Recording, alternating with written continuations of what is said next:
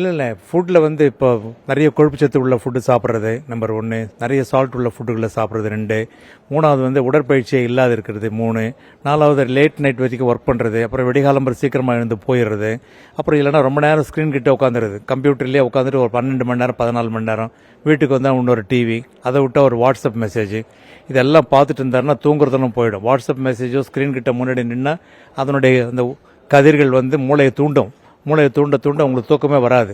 இந்த மாதிரி பண்ணுறதுனால பிளட் ப்ரெஷர் ஏறுது. அந்த மாதிரி பண்ணுறதுனால சைக்கோ சோஷியல் ஃபேக்டர்ஸ்லாம் மாறிடுது. மறுநாள் இரிட்டபிலிட்டி, கோபம் வர்றது, சண்டை போடுறது, இதெல்லாம் வருது. கூட ஆல்கஹாலும் கூட சாப்பிட்றதுனால பிளட் ப்ரெஷர் ஏறுது. ஸ்மோக்கிங் பண்ணுறதுனால பிளட் ப்ரெஷர் ஏறுது. கண்டிப்பாக வருது. பிளட் ப்ரெஷர் நிறைய இருக்கும்போது ஹார்ட் அட்டாக் கண்டிப்பாக வரும். ஹார்ட் அட்டாக் வரலாம், ஸ்ட்ரோக் வரலாம், கிட்னி ஃபெயிலியர் ஆகலாம். இப்போ இந்த பிளட் ப்ரெஷர் வந்து நிறைய பேர் கவனிக்கிறதுல ஜென்ரலாக கூட குறைச்சி நம்ம உப்பு சக்கரை எல்லாம் சேர்க்கும் போது இப்போ சார் சொன்னாங்க இது வந்து கிட்னியை கூட பாதிக்கும். அதை பற்றின மக்கள்கிட்ட அவேர்னஸ் இல்லை. பற்றி என்ன? பிளட் ப்ரெஷர் எல்லாரும் வந்து செக் பண்ணிக்கணும். நீங்கள் டாக்டர்கிட்ட உங்கள் அப்பாவே கூட்டின்னு போகும்போது, அம்மாவை கூட்டின்னு போகும்போது கூட நீங்களும் உங்கள் பிளட் ப்ரெஷர் ஒருத்தர செக் பண்ணிக்கோங்க. யாரும் உங்ககிட்ட பைசா வாங்க போகிறதே கிடையாது. டாக்டர்கிட்ட போகும்போது செக் பண்ணிக்கோங்க.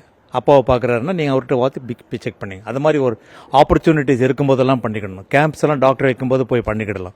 இல்லைனா மாதத்துக்கு ஒரு தடவை 2 மாதத்துக்கு ஒரு தடவை டாக்டர்கிட்ட போய் செக் பண்ணலாம். அப்படி இல்லைன்னா பிளட் ப்ரெஷர் மானிட்டரிங் டிவைஸ் இருக்குது, சின்னது, அதை வச்சுக்கிட்டு வீட்லேயே நம்ம செக் பண்ணிடலாம். வாரத்துக்கு ஒரு தடவை செக் பண்ணவே பிளட் ப்ரெஷர் ஏறுதா இருக்குதான்னு தெரியலாம். ஃபிசிக்கல் ஆக்டிவிட்டி பண்ணிவிட்டு, சாப்பாடு நல்லா கண்ட்ரோல் வச்சுக்கிட்டு, உப்பை குறைச்சிட்டு, அப்புறம் சைக்கோ சோஷியல் ஃபேக்டர்ஸை குறைச்சிட்டு 8 மணி நேரம் தூங்கிட்டு இருந்தால் பிளட் ப்ரெஷர் வராது.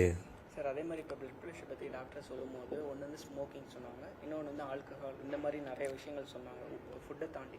இப்போ இது பெரியவங்க மட்டும் இல்லாமல் இப்போ உள்ள ஸ்கூல் படிக்கிற குழந்தைங்கள்லேருந்து ஆல்கஹால் நிறைய பேர் யூஸ் பண்ணுறாங்க, ஸ்மோக் பண்ணுறாங்க, நிறைய பேட் ஹேபிட்ஸ் இருக்குது. ஸோ அந்த மாதிரியான குழந்தைங்கிட்ட இந்த மாதிரியான விஷயத்தை இப்படி பண்ணால் அந்த மாதிரி ப்ராப்ளம் வரும், ஹைப்பர் டென்ஷன்லாம் நிறைய இருக்குது, இந்த மாதிரி ப்ராப்ளம் வந்து எப்படி அவேர்னஸ் கொண்டு போகலாம்? அது அவேர்னஸ் கொண்டு போகிறது ஒன்று பிரைமரி பர்சன் டாக்டர், 2வது வந்து ஸ்கூல் டீச்சர்ஸு, 3வது வந்து பேரண்ட்ஸு, அப்புறம் தான் பசங்களுக்கு என்ன பண்ணுறேன்னு தெரியாது.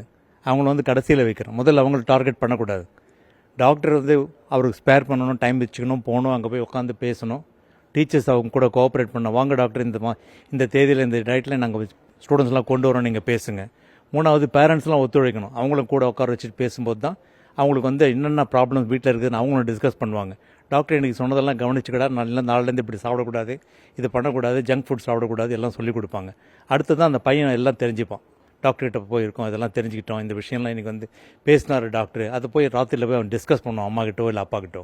அந்த மாதிரி ஒரு வழிமுறையை பண்ணுறது தான் நல்லது.